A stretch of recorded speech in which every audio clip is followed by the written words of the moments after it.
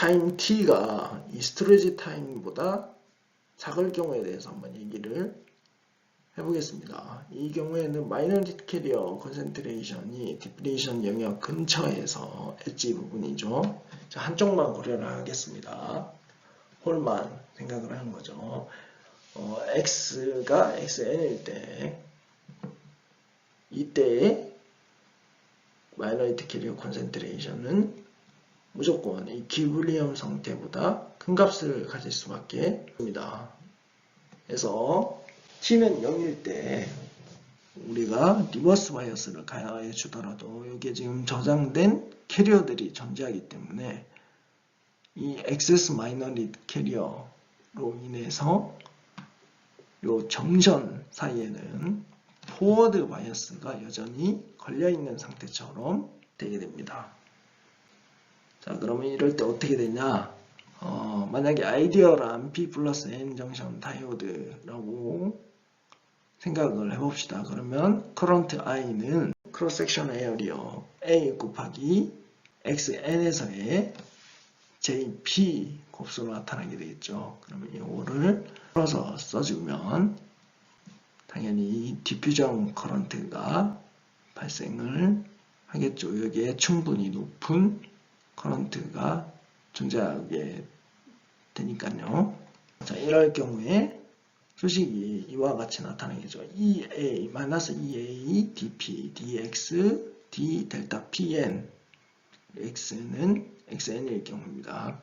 DX분의 D 델타 PN, X는 XN은 결국 X는 XN 부분에서 델타 PN의 슬롭이 되겠죠. 그래서 처음에 시간 t가 0일 때는 이렇게 이스포넨셜하게 x에 따라서 이스포넨셜하게 이렇게 감소하는 그래프를 보이는 것을 알 수가 있습니다. 근데 시간이 지나면 지날수록 이스포넨셜 하지 않고 논 이스포넨셜한 현상을 보이는 것을 알 수 있죠. 특히 요 정션 엣지 근처에서 말이죠. 이거를 좀 더 자세히 살펴보자면 x는 xn인 포인트에서 지금 콘센트레이션 슬롭이 포지티브 값을 가지는 것을 알 수 있습니다. 이 경우에는 마이너스 값을 가지는데 여기는 다 플러스 값이죠. 대신 기울기는 다 똑같죠. 그 이유는 이 수식에서 한번 찾아볼 수가 있는데 이 i가 0보다 작은 값을 가지기 때문에 전체적인 값이 플러스 형태의 슬롭을 보이게 되는 겁니다. 여기서 전류가 마이너스인 이유는 뭘까요? 그 이유는 우리가 리버스 바이어스를 걸어줬기 때문에 어쨌든 커런트가 마이너스 IR로 일정하게 계속 흐르게 되는 거죠. 캐리어가 다 빠지기 전까지는요. 이퀴비엄 상태로 돌아가기 전까지는요. 그래서 이 모든 슬롭이 다 똑같은 값을 가지게 됩니다. 자, 그러면 스토리지 타임에 대해서 알아보도록 하겠습니다. non transient 특성에서 스토리지 타임은 굉장히 중요한 파라미터가 되겠죠. 이거에 의해서 우리가 스위칭의 딜레이를 알 수 있기 때문입니다. 자, 스토리지 타임을 유도하기 위해서 이렇게 시작을 해보겠습니다. DT분의 DQP라고 되어 있죠. 단위 시간당 변하는 홀의 차지량이죠. 이건 이제 커런트를 얘기하는 거죠.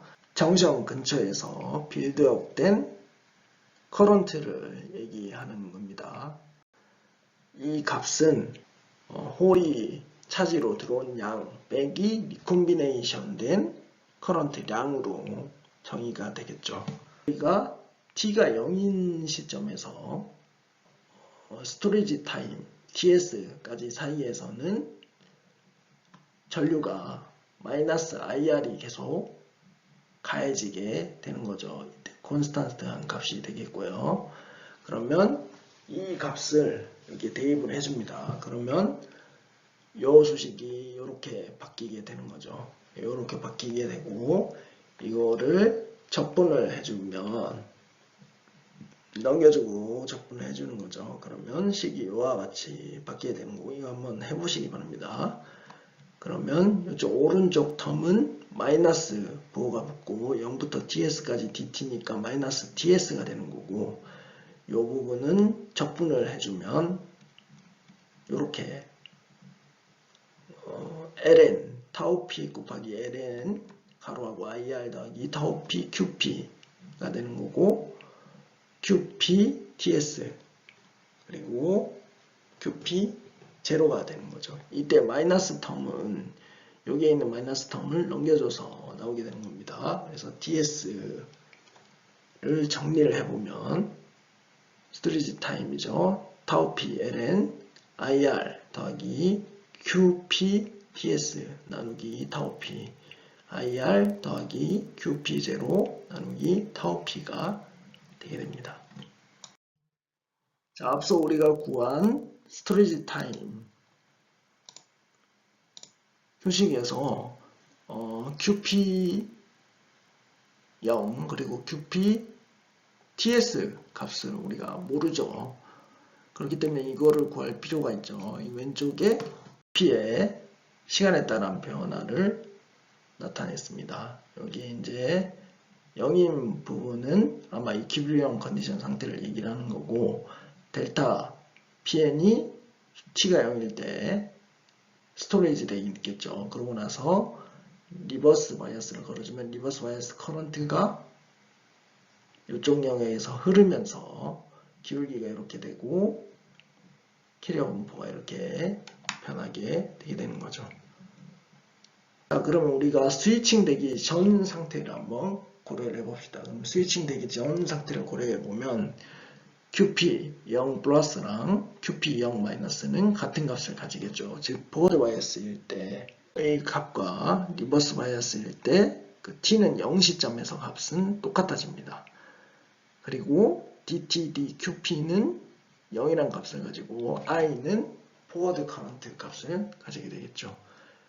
DTD QP는 당연히 0일 수밖에 없는 게 포워드 바이어스에서 이미 액세스 캐리어가 충분히 생성이 돼서 있는 상태이기 때문에 이 상태에서는 변화량이 존재하지 않기 때문에 0이 되는 거죠. 그럼 요게 0이 되고 이 I 대신 IF를 넣어주면 IF는 타우 P분의 QP 0 마이너스가 되는 거고, 이거는 타우 P분의 QP 0 플러스랑 같은 값을 가집니다. 그러면 QP 0 플러스는 IF 타우 P가 되는 거고요. 그 다음에 컨저베이티브 어프로그레이션을 합니다. 이렇게 되면 QP TS 즉 스토리지 타임이죠. 이 스토리지 타임일 때는 이 QP 값이 0이 되겠죠. 거의 0에 가깝게 되겠죠. 우리가 이 스토리지 타임에 대해서 완전 정확한 값을 구할 필요는 없고 대략적인 값을 구하면 되기 때문에 이러한 어프로시메이션을 사용을 합니다. 그러면 타우 PLN IR분의 IR 더하기 IF가 되는 거고, 타우 PLN 1 더하기 IR IF가 되는 걸 알 수 있습니다. 그래서 이 TS를 줄이려면 타우 P를 키우거나 마이너리티 캐리어 라이프 타임이죠. 키우거나 리버스 바이어스 커런트를 크게 만들어주거나 아니면 애초에 포워드 바이어스 커런트를 작게 만들어서 저장된 차지를 줄이는 방법이 있겠죠. 자, 제가 예전에 한번 얘기한 적이 있었던 것 같은데 이 타우 P는 어떻게 줄일 수 있냐면, 제가 이 스트린지 XMR 컨덕터를 얘기하면서 벨로우 레벨 도펀트 그리고 딥 레벨 도펀트를 얘기한 적이 있습니다. 딥 레벨 도펀트는 뭐 AU라든지 BT 뭐 이런 것들이 존재한다고 했었죠. 그래서 제가 얘기했던 거는 일부러 이런 것들을 주입을 해줘서 캐리어 라이프 타임을 줄이는 경우가 있다고 했었죠. 이 경우에 그런 도펀트를 주입을 해줘서 이 타우 P를 줄이면 스위칭 타임을 더 줄일 수 있는 장점이 있습니다.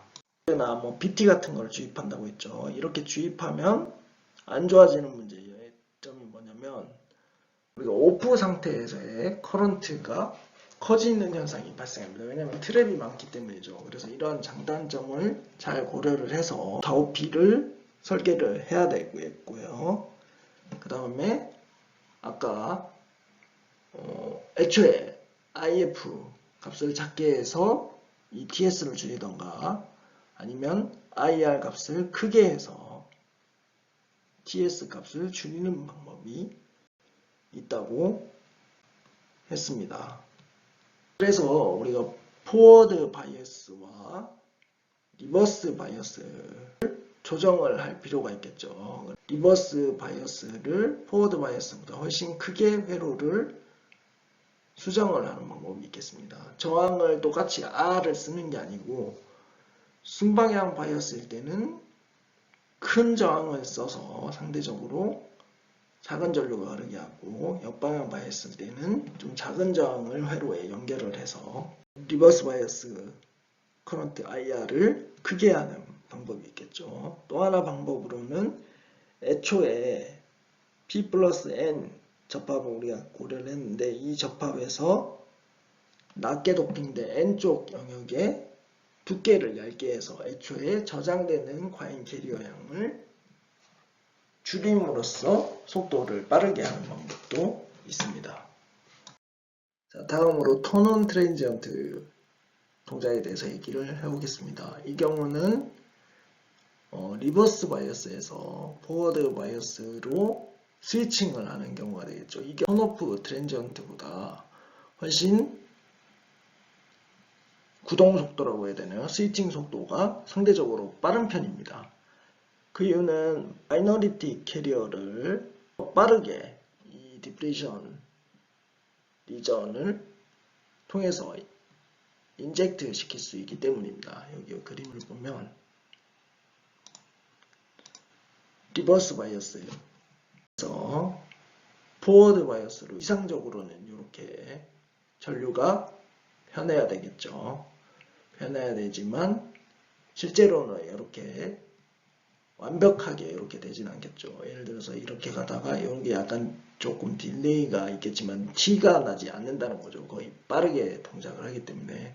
그 이유는 이 오른쪽 그림을 보면 우리가 여기 리버스 바이어스인 이런 캐리어 콘센트레이션에서 T는 0일 때 포워드로 바꿔주면서 이거를 점점 채워가면서 이렇게 만들어줘야 됩니다. 자, 여기서 아까 턴오프 트랜지언트랑 다른 거는 이건 다 지금 익스포넨셜 그래프를 보이고 있죠. 정션 근처에서도 그거는 커런트 방향과 관련이 있습니다. 커런트가 여기서는 포워드 커런트가 흐르기 때문에 이 기울기가 이렇게 유지가 되는 거죠. 자, 그리고 리버스 바이어스 상태에서 포워드 바이어스 상태로 바꿔주면 디퓨전이 일어나게 되죠. 디퓨전이 일어나면 캐리어가 굉장히 많이 이 정션을 넘어서 넘어가게 됩니다. 그러면 이렇게 공핍이라고 해야 되나요? 부족한 캐리어가 순식간에 이렇게 채워지고 그 시간이 지난 후에도 빠르게 채워지게 되는 거죠. 그래서 턴온 트랜지언트에서 전류 I는 IF라고 될 수가 있겠고요. QP는 0입니다. T가 0일 때. 아까 말했듯이 T가 0으로 스위칭을 시켜주면 저기 부족한 캐리어량은 굉장히 작기 때문에 포워드 바이어스로 바꿔주면 디퓨전 돼서 넘어가는 캐리어량은 엄청나게 많죠. 그렇기 때문에 저건 순식간에 0의 값을 가지게 되는 겁니다. 요거를 고려를 해서 요 식을 이렇게 바꿔주고 요거를 적분을 해주는 걸로 이렇게 나타냅니다. 그러면 시간 t가 나오겠죠. t가 나오고 요거를 적분을 해서 계산하면 제가 QP0은 0이라고 했기 때문에 0을 바로 대입을 한 거고요. 요걸 쭉 풀어서 써주면 마이너스 타우 p ln 곱하기 1 마이너스 if 타우 p 분의 QPT가 됩니다. 그래서 이걸 넘겨줘서 계산을 하면 QPT는 IF 타우 P 곱하기 1 마이너스 익스포넨셜 마이너스 T 타우 P가 되는 거죠. 그래서 이렇게 익스포넨셜하게 감소를 하는 경향을 보이는 겁니다. 여기 지금 홀막으로 했으니까 이 오른쪽만 보면 되겠죠. 그래서 이렇게 되는 거고, 자, QPT는 IF 타우 P 곱하기 1 마이너스 익스포넨셜 마이너스 T 나누기 타우 P로 표현이 되죠. 그러면 이 값이 증가하게 되면 이 값만큼 채우기 위해서 이 타임이 더 필요하게 된다는 얘기가 되겠습니다. 자, 만약에 steady state condition, 즉 QP가 무한대로 가서 IF 타우 P가 됐다고 생각을 해봅시다. 그러면 이 경우에 QP 무한대는 IF 타우 P가 되는 거고, IF는 디퓨전 커런트가 되는 거죠. 디퓨전 커런트는 I0 익스포넨셜 I0 곱하기 가로하고 익스포넨셜 EV 나누기 KT 마이너스 1 곱하기 타우 P 이렇게 바뀔 수가 있죠. 그러면 이걸 정리하면 이 수식이 나오는 거고, 결국 QP 무한대에서 무한대를 T로 바꿔주고 이 V를 VT로 바꿔주면 이런 식이 나오게 됩니다. 그러면 VT는 넘겨줘서 ln 씌우고 계산을 하면 이렇게 나오게 되는 거고요. 결국 그림을 그려보면 T가 0인 부분에서 이렇게 ln으로 해서 이렇게 증가하고 세츄레이션이 되는 것을 알 수가 있습니다. 자, 여기까지가 이번 주 강의 내용이었고요. 이번 주 강의 분량이 좀 많았는데 그거는 2주차 분량을 한꺼번에 하다 보니까 양이 좀 많았던 거고요. 여러분들이 오늘 배운 내용까지가 물리전자공학의 전체 내용이었습니다. 한 학기 동안 반도체 물리 기본을 배우고 결론적으로 피엔저 팍터에 대해서 IV 특성을 어떻게 해석을 하는지, 물리적 현상이 어떻게 일어나는지를 학습을 했죠. 그리고 여러분들이 만약에 이제 나노전자 소자 과목을 듣게 되면 메탈 세미컨덕터 정션, 샤키 다이오드, 그리고 모스 캐패시터, 모스펫에 대해서 배우게 될 겁니다. 그런 거는 나중에 강의 신청할 때 참고를 하시고요.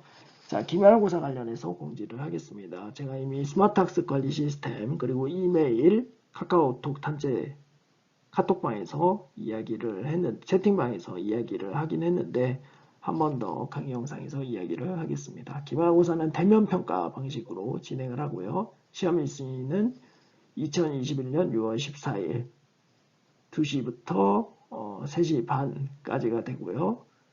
입퇴실 가능 시간은 2시 10분과 2시 20분. 이건 지난 중간고사랑 똑같죠. 그리고 시험 장소도 똑같습니다. 강의실 배정은 제가 첨부 파일로 스마트학습 관리 시스템에 올려놨으니까 확인하고 들어오시면 되고, 시험 범위는 10주차에서 오늘 한 14주차 강의 내용까지가 되겠습니다. 그리고 공학용 계산기를 준비를 해주시고요. 그리고 기말고사 전에 6월 7일 또는 6월 9일에 줌으로 실시간 화상 강의를 진행하면서 여러분들이 과제 많이 틀린 부분, 그리고 강의 내용과 관련해서 질문해 준 내용에 대해서 추가적으로 설명하는 시간을 가지도록 하겠습니다. 그리고 기말고사 준수사항은 여기 아래와 같고요. 마스크는 반드시 여러분들이 착용을 하고 시험에 응시를 하시고요. 그리고 제가 이전에 중간고사 치고 나서 강의 자료에서 언급했듯이 중간고사에 출제했던 문제 7문제 중에서 3문제를 또 낸다고 했었죠. 그래서 그 부분을 기억을 해서 공부를 하시면 되겠습니다. 한 학기 동안 수고하셨습니다.